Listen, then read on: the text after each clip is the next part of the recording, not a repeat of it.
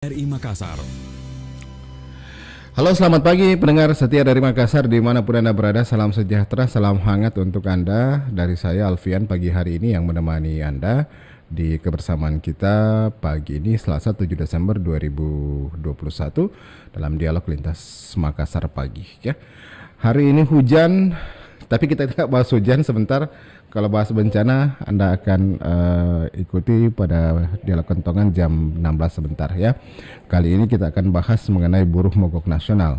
Buruh dari KSPSI mogok nasional. Nah, tidak naiknya upah minimum dari pekerja tahun 2022 mendatang menjadi kemudian pemicu sejumlah buruh melancarkan protes termasuk di Sulawesi Selatan, Sulsel, satu provinsi yang tidak menaikkan upah minimum. Ini kemudian menjadi alasan kenapa buruh dari Serikat Pekerja Seluruh Indonesia, Konfederasi Serikat Pekerja Seluruh Indonesia turun ke jalan. Mereka mogok mulai kemarin sampai dengan 8 Desember besok begitu, sebagai wujud protes mereka ya kepada pemerintah yang tidak menaikkan upah minimum, karena menurut mereka bahwa saat ini masa pandemi sudah perlahan mulai bisa diatasi ya, ekonomi sudah membaik, lalu kenapa kemudian upah tidak dinaikkan? Itu yang menjadi alasannya. Sebentar saya bersama dua pembicara, Basri dari Ketua Konfederasi Serikat Pekerja Seluruh Indonesia, saya juga bersama dengan Ibu Andi Nurhidayati Senudin, anggota DPRD Provinsi Sulawesi Selatan. Pertama-tama saya sudah tersambung terlebih dahulu dengan Ibu Andi Nurhidayati dari DPRD Provinsi Sulawesi Selatan. Bu Andi, Assalamualaikum, selamat pagi. Waalaikumsalam warahmatullahi wabarakatuh. Selamat pagi, Pak. Sehat-sehat Jiki, Bu?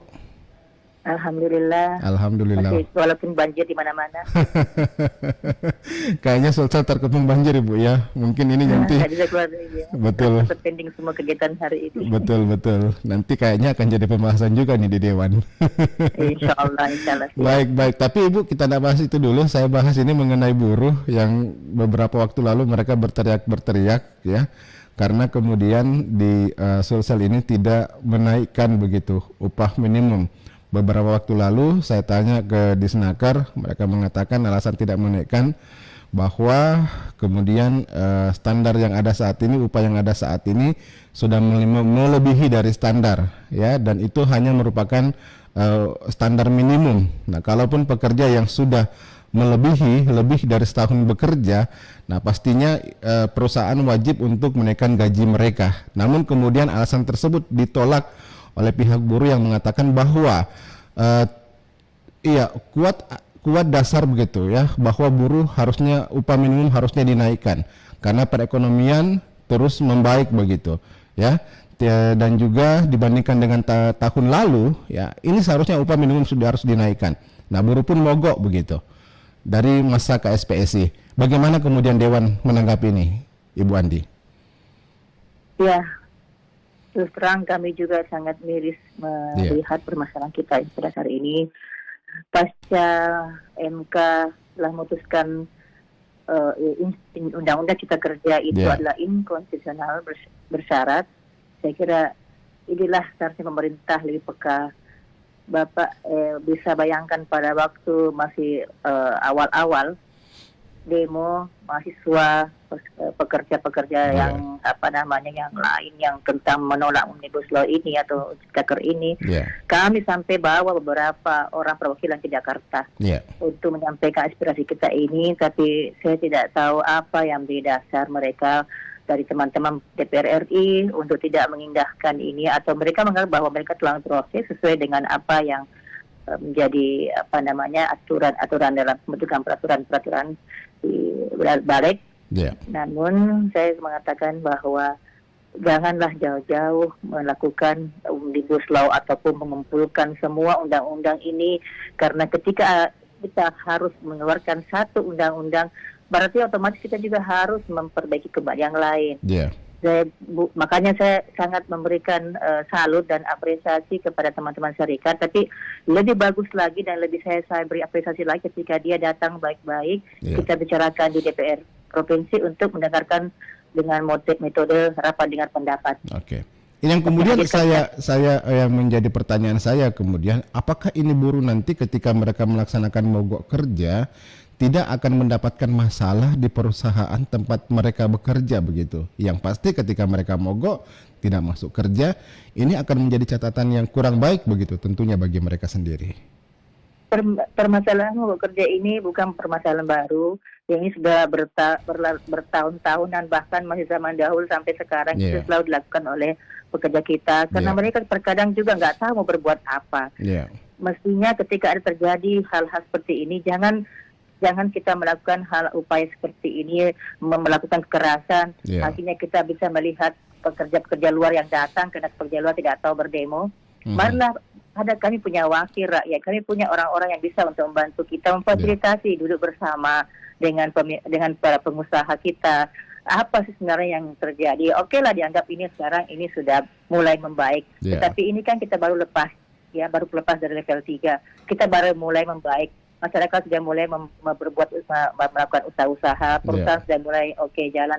Tetapi kita harus mengetahui dahulu kira-kira bagaimana upaya-upaya pengusaha tersebut. Dia harus melakukan transparansi. Sejauh mana kata-kata sudah baik-baik saja bagi perusahaan-perusahaan kita, sehingga begitu pula dengan teman-teman dari pekerja ini, apakah betul sudah ada seluruh perusahaan tidak menaikkan UMR-nya. Ini juga kita harus sepakat. UMR dari provinsi kan sudah ada, kabupaten kota juga sudah ada. Karena saya kira ini tinggal kita duduk bersama saja, memanggil beberapa pengusaha-pengusaha yang kira-kira memang banyak sekali dengan masalah. Jangan kita mogok kerja kalau saya, karena pasti imbas juga ke masyarakat kita, imbas juga ke kita sendiri semua. Jangan-jangan nanti justru ini dijadikan dasar bagi pengusaha untuk mencari lagi, merekrut lagi karyawan yang lain yang tidak melakukan pemberontakan. Iya, dalam tanda kutip. Saya kira begitu. Oke. Jadi ini mungkin memang buruh harusnya ketika ada himbauan dari serikat mereka harusnya berpikir ulang dulu nih. Untung nggak untuk saya ini untuk mogok kerja begitu. Tapi kemudian ya saya pernah berbincang dengan Pak Basri dari Konfederasi Serikat Pekerja Seluruh Indonesia. Mereka sendiri mengatakan tidak ada alasan sebetulnya dari Pak Gubernur PLT Gubernur Andi Sudirman Sulaiman itu tidak kemudian meluruskan, menegosiasikan apa yang menjadi keinginan buruh. Paling tidak naiklah begitu. Karena menjadi pertanyaannya nih Ibu ya, kenapa tahun lalu ya pada saat masa pandemi sedang panas-panasnya, ini bahasa mereka, panas-panasnya pandemi, upah naik begitu. UMK ya, upah minimum provinsi, UMP itu naik. Kenapa sekarang nggak naik? Nah, padahal pada ekonomi kan sedang bagus-bagusnya, dan kemudian seharusnya menurut mereka ya gubernur bisa mengambil diskresi begitu, diskresi untuk tetap menaikkan yang namanya upah minimum, karena provinsi Sulawesi Selatan sendiri kita tahu bahwa perekonomian di daerah kita ini tumbuh cukup baik begitu, bahkan di atas 7%. Nah, ini yang menjadi pertanyaan buruh, di mana dampak dari kenaikan perekonomian tersebut ya, yang dicapai oleh Sulawesi Selatan. Itu yang mereka kemudian pertanyakan, Ibu Andi. Iya, betul apa yang tapi begini Pak, saya perlu sampaikan bahwa itu 7% itu pertumbuhan ekonomi itu real dari pertanian. Iya, karena kalau dari perusahaan-perusahaan kita banyak memang yang gulung tikar pada awal pandemi, pada waktu akhir pandemi sudah mulai bangkit, tapi kadang mereka sudah melakukan alih profesi atau alih usaha. UMKM kita sekarang sampai hari ini saya jujur saja 1 sen pun kami tidak melakukan bantuan karena refocusing anggaran dari pusat. Ini saya tahun 2022 1,6 triliun dipotong anggaran kita dari dana DAP. Otomatis juga itu kita melakukan penghematan. Teman-teman juga PNS, tunjangan PPP mereka itu semuanya 50% dipotong. Kalau memang tahun lalu dia ada Pak PLT menaikkan, mungkin saya merasa bahwa Pak PLT ini seharusnya konsisten. Kalau tahun lalu naikkan, tahun ini bisa saya disesuaikan. Karena tahun lalu kami paham banyak sekali permasalahan-permasalahan pandemi yang tentu mereka butuh biaya, banyak yang dirumahkan. Jadi mungkin perusahaan-perusahaan yang masih eksis, tolonglah dibantu dalam bentuk menaikkan UMR seperti itu.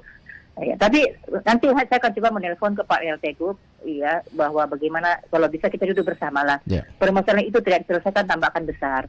Sekecil apapun permasalahan itu kalau tidak diselesaikan akan menjadi besar. Jadi sebesar apapun masalah itu, tapi kalau kita duduk bersama dan ada solusi terbaiknya, yakin dan percaya itu akan bisa diselesaikan dengan baik. Oke, tapi kemudian kalau ini dikomunikasikan dengan Pak PLT Gubernur, ini masih bisa apa ya, boleh dikatakan keputusan kan sudah diambil ya Bu ya, sudah diputuskan bahwa UMP tidak naik begitu.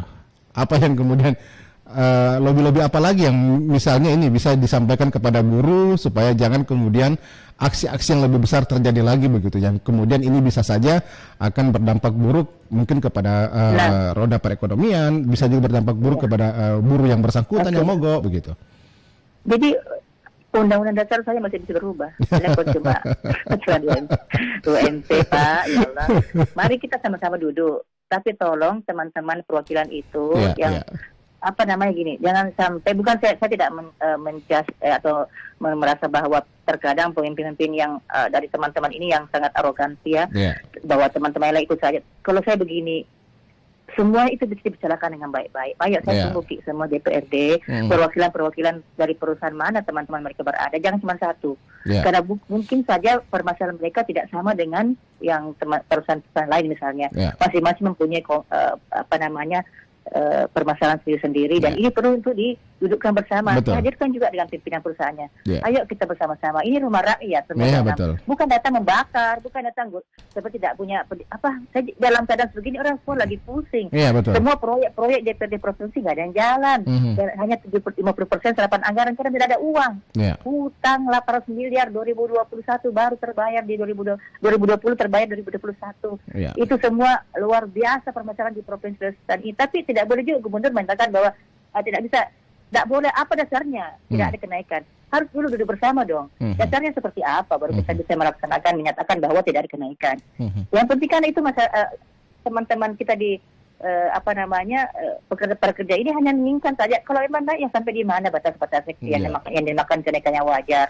Saya kira itu intinya, mari kita duduk bersama. Semuanya bisa dikomunikasikan. Kalaupun kemudian buruh mematok 5%, tapi sebetulnya itu masih bisa dinegosiasikan lagi begitu sampai sejauh mana kemudian kemampuan perusahaan, kemampuan dunia usaha untuk mampu membayar. Saya kemudian mengingat Bu ya, dari Dinas Tenaga Kerja dan Transmigrasi mengatakan hubungan industrial, dia mengatakan bahwa jangan sampai kemudian terjadi migrasi begitu. Ketika memaksakan terjadinya kenaikan UMP di Sulawesi Selatan, ada migrasi dunia usaha ke mungkin wilayah-wilayah atau daerah-daerah yang kemudian tidak memaksakan kenaikan UMP yang begitu yang tidak mampu dipenuhi oleh perusahaan, oleh dunia usaha. Itu yang menjadi pertimbangan juga.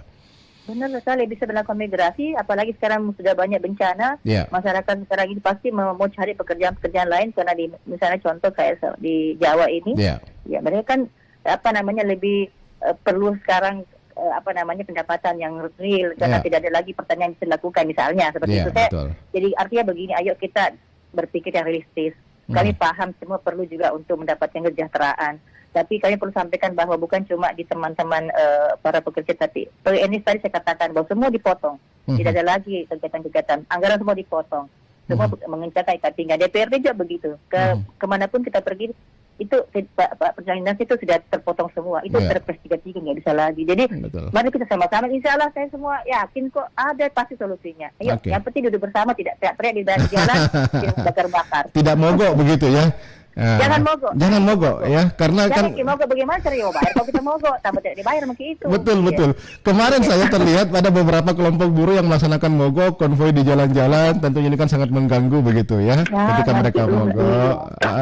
Saya sempat bicara dengan salah satu industri begitu, industri perhotelan misalnya ya. Saya berbicara dengan salah satu pengusaha hotel, Pak Arwan Cahyadi, mengatakan tidak semua dunia usaha katanya sudah membaik. Dunia pariwisata misalnya, dunia pariwisata masih tertati-tati, masih merangkak, okupansi hotel masih merangkak begitu, belum istilahnya mereka belum break even begitu ya, mereka belum break even. Nah, kalau memaksakan kenaikan di seluruh sektor termasuk sektor yang masih merangkak, ini tentunya pasti akan ada yang kurang baik begitu, mereka pasti juga akan merasa bisa saja ada beberapa usaha yang akan tutup lagi kalau misalnya itu dipaksakan. Ya. Oke, sebenarnya kita harus banyak bersyukur kepada Allah. Pandemi sudah berlalu walaupun masih level 1, tapi setidaknya kita semua sudah mempunyai antibodi imun yang kuat. Sekarang tinggal iman yang diperkuat dengan intelektualitas kita. Bagaimana cara kita bisa mampu untuk menyampaikan aspirasi kita dengan baik-baik saja. Walaupun artinya begini, mereka tuh pekerja hanya melihat banyak perusahaan. Dia kan mungkin bekerja situ, dia bilang, sudah lancar saya lihat ini, sudah banyak banyak lagi omsetnya sudah meningkat dan bla bla. Jadi dia mengambil kesimpulan sendiri tanpa melihat data yang real gitu. Jadi ayo, insya Allah apa sih yang bisa diselesaikan? Semua itu kita harus melakukan upaya yang terbaik. Ini sebenarnya pemicunya gara-gara undang-undang Omnibus Law juga ini ya. Betul. Ada hikmahnya kok semua ini, karena kan diberikan 2 tahun untuk mengembalikan kepada masyarakat apa sih teman-teman maunya para pekerja kita. Oke, antara lain menaikkan UMR, betul. Tapi syarat itu harus berlaku. Mampu tidak mereka sesuai dengan apa yang mereka harapkan. Tapi insya Allah saya sangat optimis dan yakin dengan kita duduk bersama baik-baik. Beberapa perusahaan-perusahaan kita, perwakilan perusahaan kita, dan ini sudah seringkali kami melakukan pembahasan seperti itu dan lebih cepat realisasi dibandingkan kita teriak-teriak di luar sana. Ya, yang menjadi persoalan juga Bu yang disampaikan buruh, mungkin satu lagi yang disampaikan, mungkin ini aspirasi dari buruh juga, mungkin bisa disampaikan nanti bagaimana kemudian juga Dewan perlu mengawasi terkait dengan implementasi penerapan UMP tersebut, karena masih banyak dunia usaha yang masih menggaji para pekerja-pekerja mereka di bawah UMP tersebut. Bagaimana kemudian ke depannya ini Bu? Ya, insya Allah ini PR bagi Komisi C ya. Karena ini bagian keuangan dan investasi serta usaha. Nah, kebetulan saya ini bukan diundangi Komisi C, tapi insya Allah melalui fraksi P3. Melalui fraksi fraksi P3, insya Allah kami akan suarakan. Ayo dari fraksi dia kita jalan memantau secara langsung perusahaan-perusahaan yang ada di Sulawesi Selatan ini, atau kami di Makassar ya, dunia usaha. Di Makassar dunia usaha kita di Makassar ini, tentunya kita cari sampel-sampel tertentu. Makanya kami perlu info yang mana sih sebenarnya yang menurut para teman pekerja itu. Kalau serikat pekerja mungkin menemukan ada laporan-laporan tidak menerapkan UMP, bisa dilapor langsung ke Dewan begitu Bu ya? Bisa, kenapa tidak? Ya, ke DPR Makassar juga boleh, karena kan beda kan, kita punya kewenangan masing-masing ya. Kalau yang dunia usaha dia perizinan yang buat Kota Makassar, berarti yang mempunyai domain untuk pengawasan adalah DPRD Kota Makassar. Kalau perizinannya melalui provinsi, berarti domainnya adalah dari kewenangan DPRD provinsi. Baik. Semua pasti akan ditengahi, dicari solusinya di Dewan, karena Dewan ini merupakan rumah dari rakyat begitu. Seharusnya seperti itu Ibu ya. Ya, terakhir mungkin Ibu Andi, apa mungkin himbauan Ibu Andi kepada para pekerja kita ya? Kepada serikat pekerja begitu, ya terkait persoalan ini. Saya menghimbau kepada para serikat pekerja kembali bekerja seperti biasa. Kemudian masukkan surat secara resmi kepada DPRD untuk memfasilitasi pertemuan kepada para pelaku-pelaku usaha kita dan perwakilan-perwakilan daripada serikat pekerja untuk diberikan solusi terbaik. Saya tunggu suratnya segera. Baik, ditunggu suratnya, nanti akan kami sampaikan. Terima kasih Bu Andi Nurhidayati Sainuddin untuk waktunya bersama RRI pada pagi hari ini, semoga bermanfaat. Sehat selalu Ibu, selamat menjalankan tugas kembali. Assalamualaikum warahmatullahi wabarakatuh. Waalaikumsalam warahmatullahi wabarakatuh. Saya sudah bersama dengan Haja Andi Nurhidayati, SSMSI dari fraksi P3 DPRD Provinsi Sulawesi Selatan, terkait membicarakan masalah bagaimana kemudian buruh. Wah, ini kasihan nih buruh kalau diajak-ajak lagi untuk ikut mogok, hujan-hujan gini, banjir-banjir gini, nanti sakit begitu ya. Yang bukan untung, malah buntung nanti. Oke, jadi himbauan dari anggota Dewan tadi, ketika ada persoalan seperti ini yang kemudian tidak bisa diterima oleh serikat buruh, nah mungkin sebaiknya melapor, mengaduh ya, curhat ke DPRD begitu. Ada ruang aspirasi di sana, nanti kemudian dari Dewan sendiri yang coba untuk menengahi. Ajukan surat dari serikat pekerja ya, bagaimana supaya ini bisa ditengahi, dipertemukan, difasilitasi antara buruh, antara dunia usaha, antara pemerintah begitu. Ada pertemuan tripartit nanti yang kemudian mencari solusi jalan terbaik, jalan tengah ya. Bagaimana kemudian untuk bisa memutuskan situasi saat ini, masalah upah pekerja yang dinilai tidak realistis, yang dinilai harusnya naik ketika ya situasi perekonomian juga sudah semakin membaik. Itu yang kemudian menjadi tuntutan dari buruh di mana mereka mulai kemarin, hari ini dan besok melakukan mogok ya, menyikapi persoalan tidak naiknya upah minimum provinsi tersebut. Baik, pendengar Pro 1 dimanapun Anda berada, mungkin Anda ingin berpartisipasi ya, coba menanggapi silakan lewat telepon 0821 34 kali 9440. Halo, selamat pagi. Ya, dari siapa di mana Pak? Kaharudin Beta di Jeneponto, Bung Alfian. Pak Karbet di Jeneponto, tidak banjir Ji Pak di sana? Sudah 2 hari nih hujan non-stop tapi belum ada banjir. Oh, belum ada banjir ya? Iya. Berarti airnya sudah masuk ke bendungan Karaloe? Seperti itulah barangkali karena saya kan itu kan bendungan Karaloe itu kan goa. Goa dan Jeneponto juga begitu. Tapi sebelah utara aja Jeneponto jauh dari saya, Bung. Oh, jauh begitu. Tapi kan diharapkan bisa mengatasi banjir yang pernah terjadi di Jeneponto seperti itu. Iya, mudah-mudahan ini Ya. Waduk Karaloe juga bisa menjadi solusi terbaik untuk pertanian dan pengedan. Oke. Bukan justru terbalik menjadi bencana. Iya, bagaimana menurut tanggapan Pak Karbet tentang buruh yang demo ini Pak, yang mogok kerja? Iya, Bung. Buruh dengan dunia usaha ini perlu realisasi yang realistis. Ya. Dan salah satu masukan dari saya, Bung, bahwasanya aksi buruh setiap tahun ini dipicu strata sosial. Ya. Artinya dua komponen yang tidak relevan saling mencampuri. Ya. Halo. Wah, putus ini. Pak Karbet. Oke, kayaknya putus ya. Baik, terima kasih Pak Karbet. Sudah ikut bergabung. Bukan saling mencampuri, mungkin saling berkomunikasi begitu. Baik Pak Karbet, terima kasih. Saya akan coba tersambung dengan Serikat Buruh. Sebenarnya tadi saya ingin bersama-sama Serikat Buruh dan juga dari anggota DPRD Sulsel ya. Tapi sayang sekali mungkin karena faktor cuaca ini agak sulit nih komunikasinya pendengar ya. Lewat telepon apalagi lewat sambungan Zoom ya. Nah, terkadang kondisi cuaca juga yang kurang bagus ya, ini akan mempengaruhi juga sistem komunikasi yang ada begitu. Oke. Tadi sudah oke sebetulnya dengan Pak Basri Abbas dari Konfederasi Serikat Pekerja Seluruh Indonesia KSPSI. Mereka yang melakukan mogok kemarin ya. Ada penelpon lagi, saya coba terima. Halo. Iya, halo, kita lanjut. Lanjut lagi. Silakan Pak Karbet. Saya sempurnakan ini masukan. Silakan sempurnakan. Iya. Aksi buruh setiap tahun ini dipicu serta sosial. Ya. Artinya dua komponen yang tidak relevan saling mencampuri. Ya. Pekerja mencampuri hak perusahaan. Ya. Perusahaan mencampuri Hak pekerja. Ya. Kalau dua komponen saja saling mencampuri dalam satu perusahaan, Ya, pada angkur ya.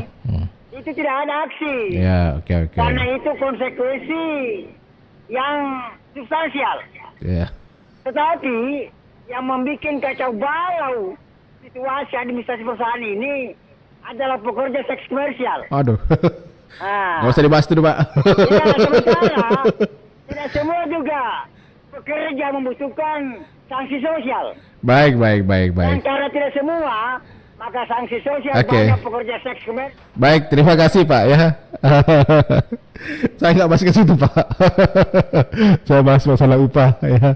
Nah, kalau itu mungkin terkait masalah jasa Pak ya. Saya rehat dulu pendengar, sesaat lagi masih di RRI Pro 1 Makassar. Kanal Inspirasi 94,4 FM Pro 1 RRI Makassar.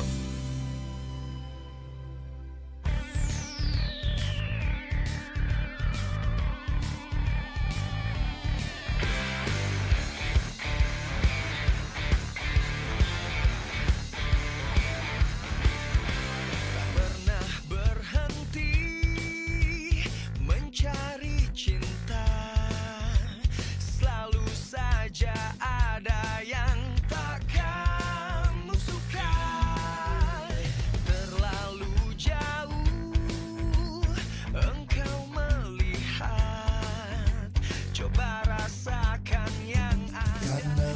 inspirasi. 94,4 FM Pro 1 RRI Makassar.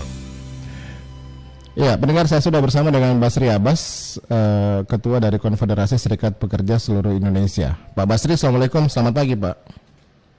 Halo? Ya, Pak Basri bisa dengar suara saya? Ya, bisa. Baik. Oke, bagus. Baik Pak Basri, cuaca buruk di Makassar terjadi, ini buruh gimana Pak? Masih tetap konsisten untuk mogok sebagai bentuk protes atau gimana Pak Basri? Halo, ya, ulangi dulu pertanyaannya. Baik Pak Basri, situasi Makassar saat ini kan sedang dilanda banjir di mana-mana, genangan di mana-mana begitu. Gimana dari Serikat Buruh sendiri, masih tetap lanjut nggak aksinya mulai dari kemarin nih Pak Basri Abbas? Oke, untuk aksi untuk hari ini kita menunggu cuaca reda. Ya. Karena kondisi kemanusiaan kita juga harapkan pernya buruh juga dampak banjir ada. Ya. Kita tetap untuk sementara di stop dulu aksinya. Ya. Karena kita kan punya waktu sampai 1 Januari untuk memperjuangkan tentang pembatalan UMK dan UMP itu. Oke. Jadi untuk sementara kami turun daun, artinya mengevaluasi sampai tunggu suasana kondisi Makassar sudah baik. Kita dulu bergerak dari sisi kemanusiaan. Pak Basri, tadi saya sudah sempat wawancara dengan anggota DPRD Sulawesi Selatan, Ibu Andi Nur Hidayati dari fraksi Partai Persatuan Pembangunan fraksi P3. Tapi mungkin tadi ada kendala komunikasi dengan Pak Basri, jadi saya belum sempat menyambungkan Bapak dengan beliau. Jadi intinya tadi disampaikan bahwa beliau kepada Serikat Buruh, ya, ini pesan beliau nih, ya. Nah, ketika ada persoalan yang dihadapi oleh Serikat Buruh, ya, ada yang diprotes, ya. Nah, mungkin sebaiknya janganlah sampai kemudian melakukan aksi mogok. Nah, mungkin sebaiknya buruh bisa kemudian mengajukan perwakilannya begitu, ya, untuk bersama-sama duduk di DPR, dan kemudian ini difasilitasi bertemu antara DPR dan juga pemerintah, ya, Serikat Buruh dan juga dari pengusaha begitu. Bagaimana mencari jalan tengah dari tuntutan para buruh ini begitu. Nah, ketika buruh melakukan mogok, yang rugi nanti bisanya buruh sendiri begitu, akan mendapatkan presiden buruk dari dunia usaha ataupun juga tempat mereka bekerja saat ini. Nah, gimana Pak Basri Abbas? Ya, saya kira sah-sah saja. Kita semua jalur komunikasi juga buka kok. Kita ingin juga DPR mempunyai peran yang penting, tapi bukti nyata. Karena selama ini, apa yang menjadi tuntutan buruh dikomunikasikan DPR hanya di atas kertas, implementasi pelaksanaan tidak ada. Kita punya pengalaman-pengalaman itu, dan itu tidak ada juga jalan keluarnya, sama kembali. Tapi sejauh ini sudah mengajukan nggak Pak? Sudah bicara nggak sama DPR Sulsel sejauh ini? Kita terkait sudah permohonan tersebut? Pernah. Maka penyampaian aksi kemarin kan melalui DPR. Sudah di fraksi, baik fraksi kemarin fraksi apa ya. Yang penting intinya aspirasi DPR itu juga kita sudah suarakan terkait implementasi. Tapi kan ini kan sudah putusan MK. Nah, kalau memang DPR bersuara kan sudah tahu bagaimana kondisi buruh. Bahwa peraturan PP itu batal demi hukum karena ada Mahkamah Konstitusi yang mengeluarkan inkonstitusional bersyarat. Berarti PP 3 tidak bisa dijalankan dulu untuk membuat keputusan. DPR kok tahu.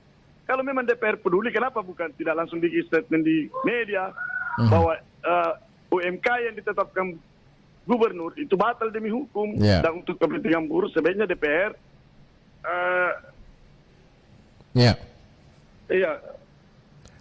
Tadi kemudian Pak, sempat anggota DPR tadi mengatakan beliau menunggu Pak, ya. Ini masukan terakhir dari beliau sebelum saya mengakhiri komunikasi dengan Ibu fraksi P3, mengatakan beliau menunggu surat dari teman-teman Serikat Buruh kepada mereka.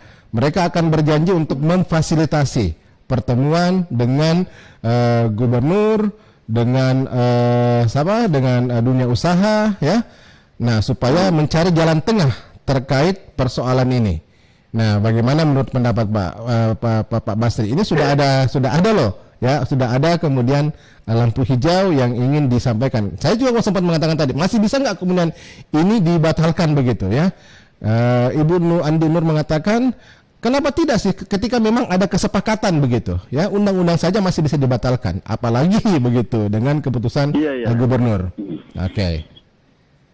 Gimana Pak Basri tanggapannya? Jadi menurut saya saya kira sah saja kita tetap menyurat karena pada versi itu kita sudah bertemu gubernur, PLT dengan pengusaha. kemarin sebelum aksi itu Ya. untuk ada titik temu. Tapi dari gubernur sendiri PLT tidak ada kepastian. Ngambang. Sehingga kita turun kemari. Tendanya satu malam sebelum itu kita ketemu gubernur sama pengusaha Pindo. Sudah ketemu? Tapi kan tidak ada kepastian hukum. Oke. Tetap ingin dijalankan. Makanya solusi apa lagi yang ini dijalankan? Kenapa dijalankan? Nah ini sudah batal demi hukum sesuai putusan MK. Artinya mogok itu memang kita sudah perhitungkan juga baik-baik. Itu memang rugi. Ya. Tapi prinsip buruh itu jalan terakhir sebenarnya. Jadi kita masih punya kesempatan. Kalaupun semarin mogoknya itu terus terang, itu mogoknya tidak seberapa. Masih banyak yang buka karena masih sip-sip. Ya. Tapi itu warning bagi pengusaha dan PLT gubernur untuk mengevaluasi, karena memang cacat hukum. Kenapa tidak dievaluasi? Ada apa ini dengan PLT SK ini? Jadi 1 Januari itu target agar itu dievaluasi. Karena kalau biasa masih bisa, ya jelas bisa. Karena dasar penetapan ini sudah dibatalkan MK. Apanya lagi? Artinya justru kalau dijalankan UMK ini cacat secara hukum. Menurut kajian kita ya, cacat secara hukum. Karena MK yang mengatakan bahwa inkonstitusional bersyarat, artinya tidak boleh membuat keputusan Undang-Undang Cipta Kerja untuk keputusan strategis. Itu tidak boleh dibuatkan keputusan loh. UMK ini keputusan strategis secara nasional. Nah itu intinya. Jadi kita berharap DPR kan namanya wakil rakyat, dia aspiratif. Ngapain nunggu surat bertemu? Cobalah bikin statement. Kalau bertemu kita sudah, kita juga hargai. Siapa tahu dengan tekanan politik dari DPR, gubernur sudah mau terbuka hatinya. Itu kami mengapresiasi DPRD provinsi. Tapi insya Allah kita akan waktu dekat mengkomunikasikan, mencari, kalaupun sebenarnya kita sudah bertemu Bapak Gubernur dan Apindo 1 malam sebelumnya. Cuma kan ada kepastian juga, sehingga pada hari kemarin kita turun. Cuma ini hari libur karena kondisi cuaca, tapi 1 minggu ke depan mungkin cuaca baik, teman-teman lagi turun. Ya, itu yang kita harapkan ada karena kita ingin gubernur ada evaluasi. Itu saja. Beberapa waktu lalu saya sempat berbicara wawancara dengan Dinas Ketenagakerjaan bagian hubungan industrial mengatakan ada satu pertimbangan begitu ya yang perlu juga dipahami oleh teman-teman buruh bahwa ketika memaksakan terjadinya kenaikan upah minimum provinsi, lalu kemudian banyak dunia usaha yang tidak mampu untuk memenuhi tersebut, ini dikhawatirkan akan adanya migrasi usaha begitu dari Sulsel ke wilayah lainnya yang mungkin lebih mereka bisa bernegosiasi terkait upah minimum begitu. Misalnya daerah Jawa misalnya yang memiliki upah minimum yang masih di bawah Sulsel. Gimana? Ini menjadi pertimbangan juga yang perlu diketahui oleh buruh. Jadi pertimbangan itu kan sudah diberi ruang kayak di undang-undang. Apabila ada pengusaha tidak mampu berdasarkan kajian dan temuan duduk bersama dengan serikat pekerja, maka UMP itu dapat ditunda sampai 3 bulan sampai 6 bulan, maka bisa tidak berlaku. Yang penting kajiannya, karena begini, ya kami juga terbuka, ada yang tidak mampu, tapi kan banyak juga yang mampu. Masa yang tidak mampu diikuti sementara yang mampu mengikuti itu?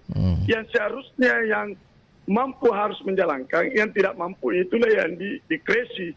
Ada juga di SK Gubernur, kan ada di situ namanya penundaan upah. Serikat tahu kok.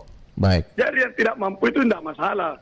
Tapi harus kebijakannya, harus kebijakan itu diasumsikan kebijakannya harus umum. Berarti yang mampu itu kan di mana logika berpikirnya? Saya kira begitu. Baik. Iya, apa harapan Anda terakhir ini Pak Basri Abbas ya?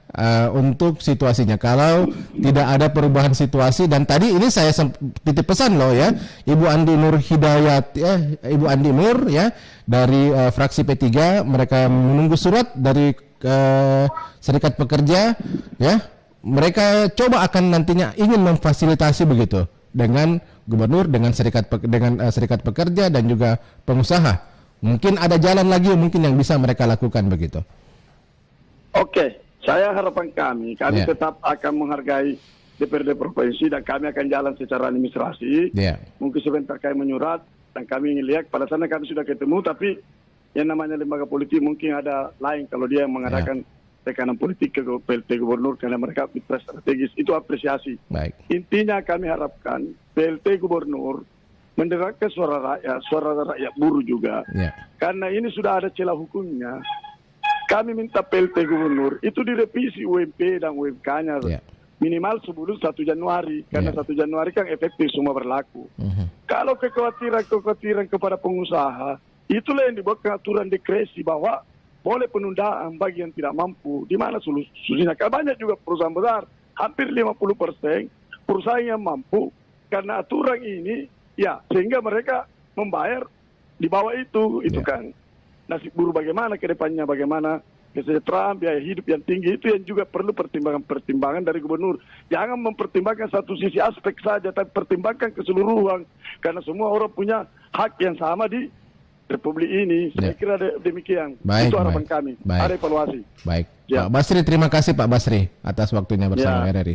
Semoga harapannya ini bisa didengarkan Pak Basri ya. Siap. Baik, terima kasih. Assalamualaikum warahmatullahi wabarakatuh. Selamat pagi. Waalaikumsalam warahmatullahi wabarakatuh. Ya, Basri Abbas, Ketua SPSI Sulawesi Selatan.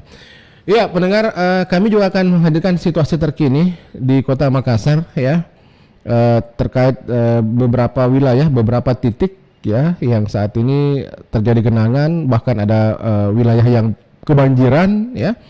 Oke, di wilayah Jalan Abdullah Daeng Siruah Makassar ya, ini juga terjadi banjir di sana. Dan kemudian saya sudah bersama dengan reporter RRI Siti Mariam.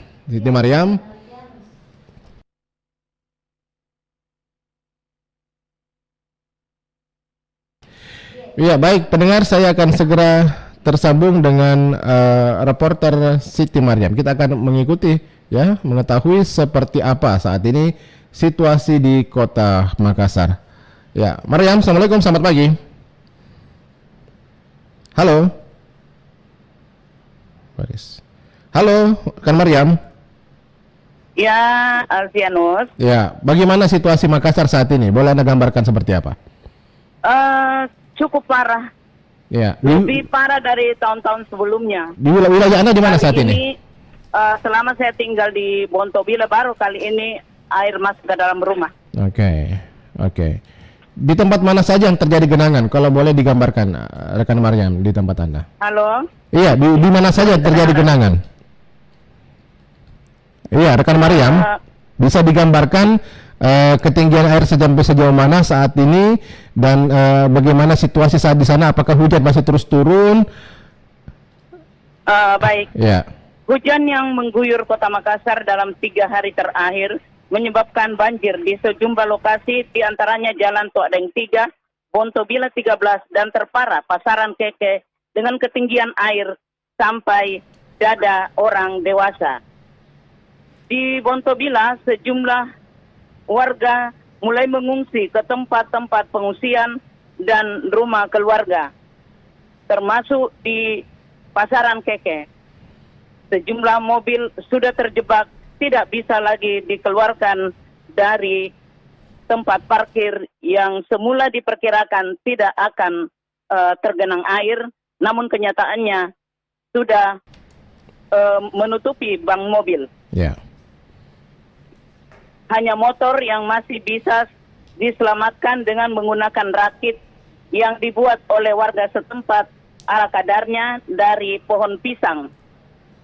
Hingga kini belum ada tim dari SAR yang turun mengevakuasi warga.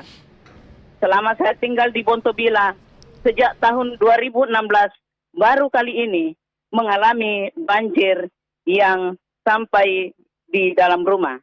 Ya. Banjir diperparah dengan padamnya listrik karena gardu sudah terendam air. Demikian laporan dari Bontobila 13 dan sekitarnya. Baik. Ya.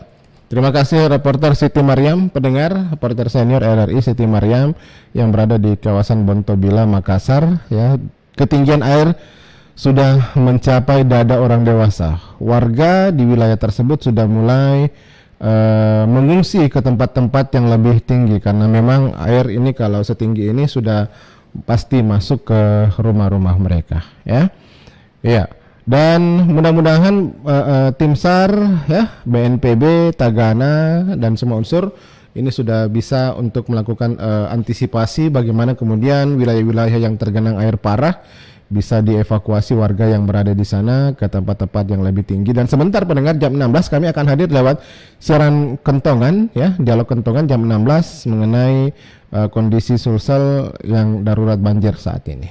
Ya, di Sopeng juga ya, kalau mungkin Anda melihat di grup-grup terutama di pesan berantai WhatsApp sudah masuk bahwa tengah terjadi banjir besar yang melanda Sopeng.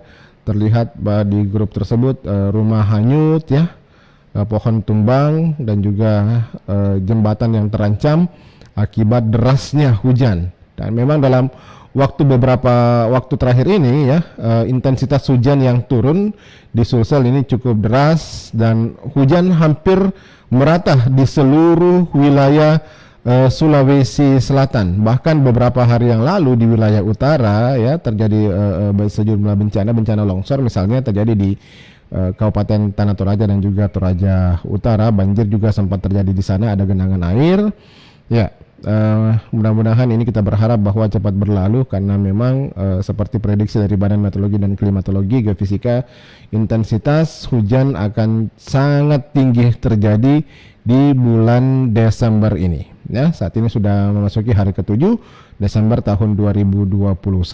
Ini kalau kita mungkin bandingkan dengan tahun lalu pendengar, bahwa di awal Desember ini kayaknya memang terjadi intensitas hujan yang cukup lebat begitu ya.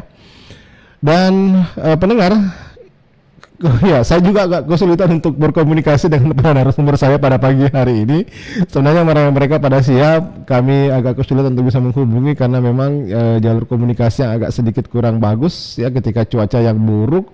Ini mungkin akan mempengaruhi sinyal telepon seluler ya, dan juga fasilitas komunikasi yang kami gunakan begitu, sehingga sedikit kurang bisa untuk terakses dengan beberapa narasumber. Kendatipun sebetulnya narasumber tadi sudah tersambung dengan dua narasumber, dengan dua pembicara, Pak Basri dari Ketua KSPSI Sulawesi Selatan dan juga Ibu Andi Nur Hidayati Zainuddin dari Komisi B DPRD Provinsi Sulawesi Selatan ya, yang sudah menyampaikan arahannya mengenai demo dari buruh ya, yang menolak tidak naiknya harga, atau tidak naiknya, maaf bukan harga, tidak naiknya upah minimum provinsi ya, karena menurut beliau, karena menurut para pekerja, bahwa upah minimum itu di tahun 2022 memang seharusnya naik ya.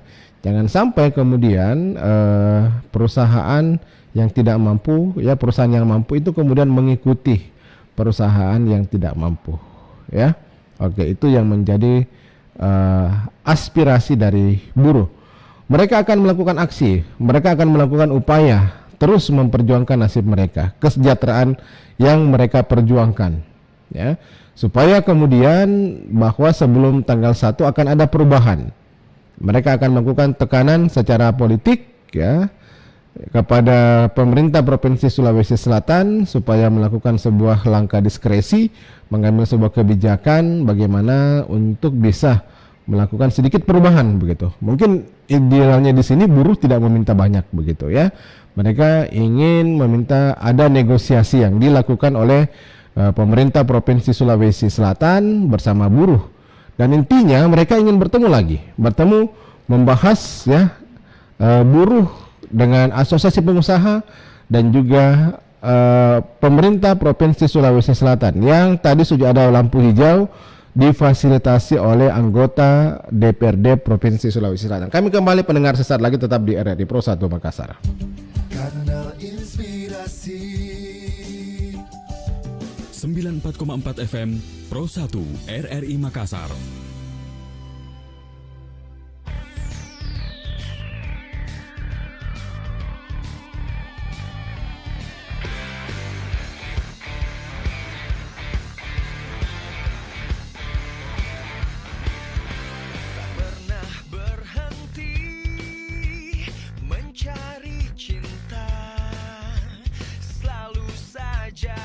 Ada yang tak kamu suka.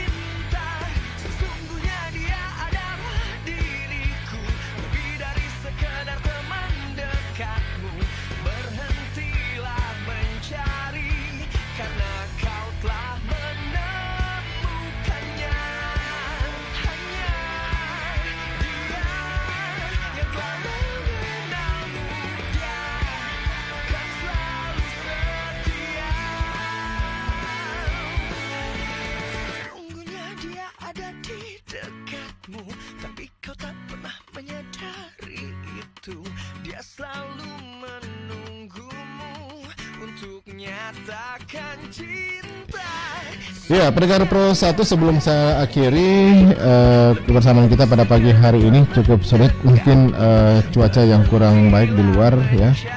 Ini sehingga kemudian ini tidak mampu kami untuk tersambung dengan narasumber kami yang berikutnya dari Asosiasi Pengusaha Indonesia Apindo Sulawesi Selatan. Dan informasi terbaru pendengar Pro 1 bahwa di depan Claro, Hotel Claro saat ini jalan di Pangeran Petarani sedang macet ya. Kemudian juga disebabkan banjir ya.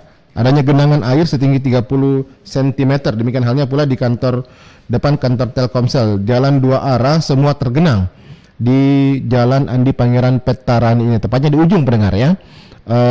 Oke, jadi mungkin ketika Anda mendengarkan siaran ini, Anda bisa mungkin mengambil jalur-jalur alternatif karena wilayah Jalan Andi Pangeran Petarani bisa dipastikan agak sulit Anda untuk mengakses wilayah tersebut karena tergenang dengan air yang cukup tinggi begitu ya. Kalaupun Anda menggunakan jalur tol layang bagi Anda pengguna roda 4 ya.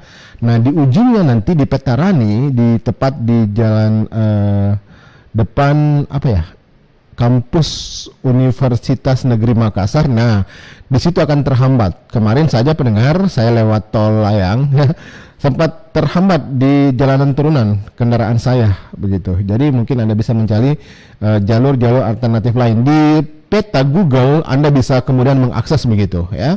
Mengakses peta rawan kemacetan, di situ melihat secara real time ya seperti apa situasi kondisi lalu lintas yang ada di Kota Makassar saat ini ya. Jadi memang masih dimaklumi bahwa sejumlah wilayah, sejumlah daerah, sejumlah jalan yang memang saat ini terjadi genangan air dan bahkan kendaraan pun sulit untuk melalui jalan-jalan tersebut. Iya, baik pendengar, saya cukupkan sampai sini kebersamaan kita. Saya bersama Anda dalam Dialog Lintas Makassar Pagi membahas buruh mogok nasional, dan terima kasih atas kebersamaannya ya. Tetap bersama kami di RRI Pro 1 Makassar, dan saya Alfian pamit. Selamat pagi, sampai jumpa. Assalamualaikum warahmatullahi wabarakatuh.